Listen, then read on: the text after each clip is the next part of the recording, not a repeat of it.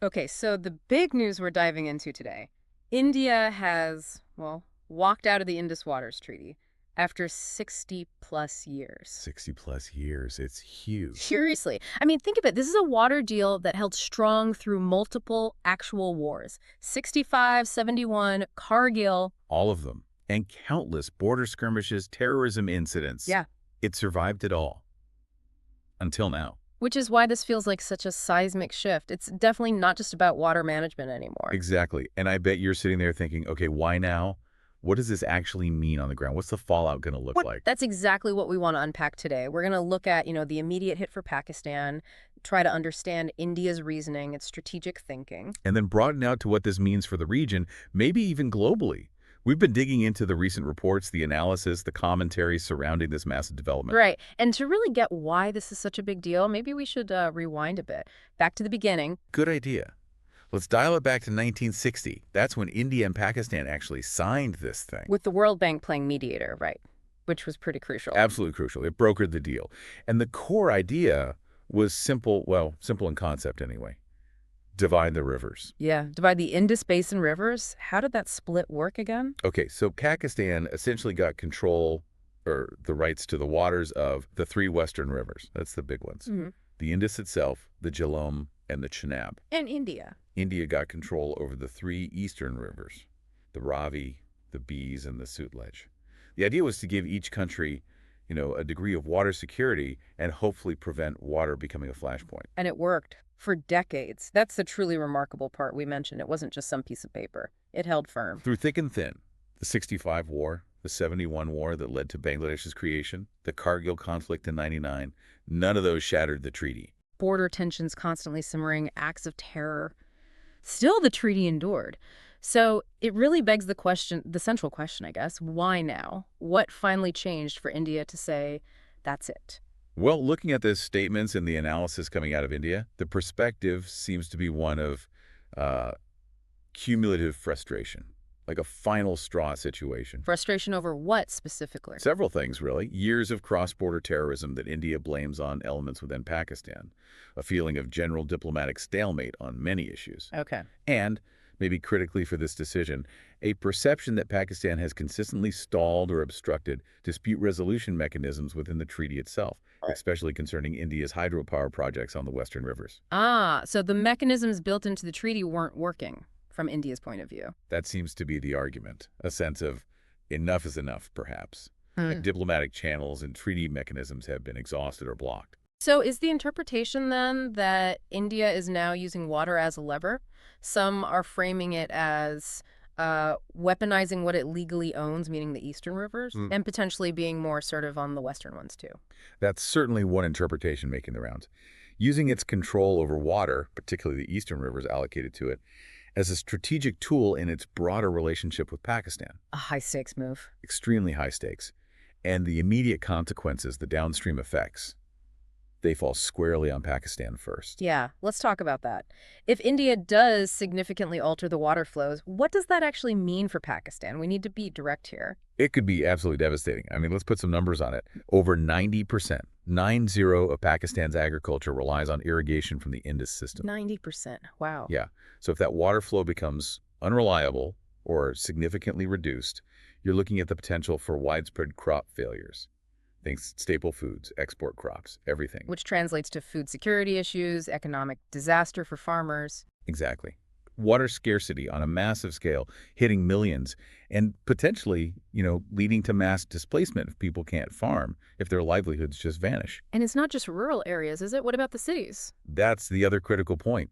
Major cities, think Lahore, Multan, even Karachi down south, they're already facing significant water stress. This could just cripple daily life. Making already difficult situations much, much worse. You could see how that might fuel internal unrest, too. Absolutely. Now, layer this onto Pakistan's existing economic crisis. You've got inflation, debt, large-scale agricultural failure would hammer their exports, spike unemployment, push food prices even higher. It's a potential domino effect. A really grim picture for Pakistan. Potentially, yes.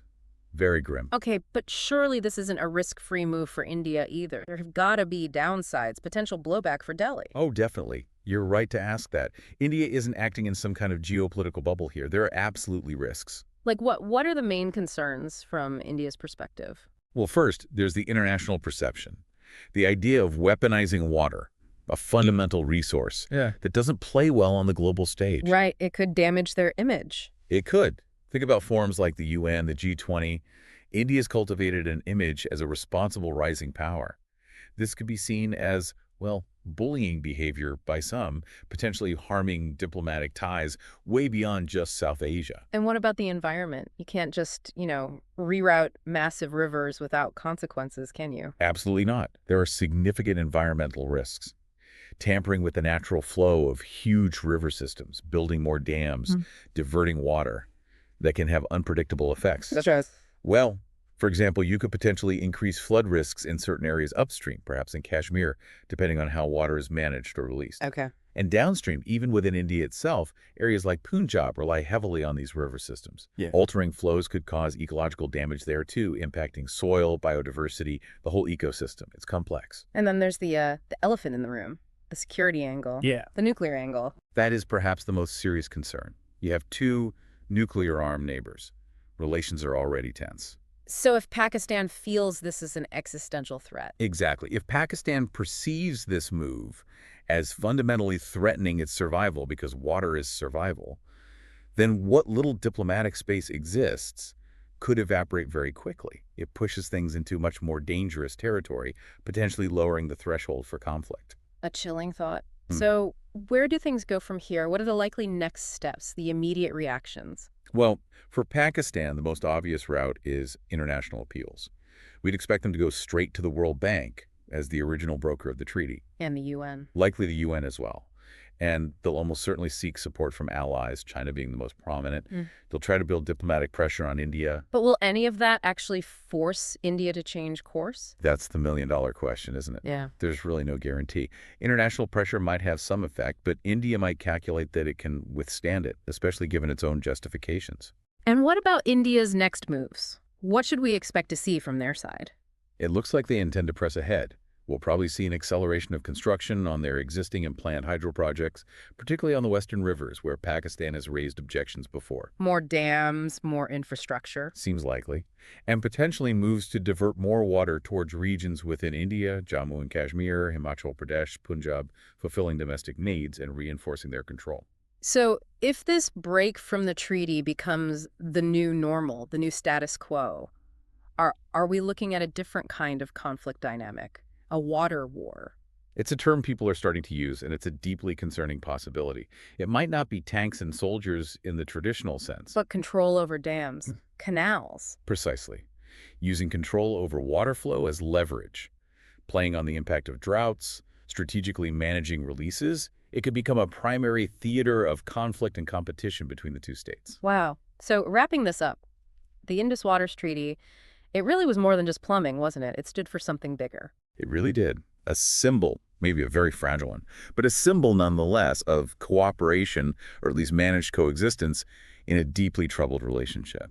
That symbol is now broken. The taps are effectively off, metaphorically speaking. The pressure is definitely on.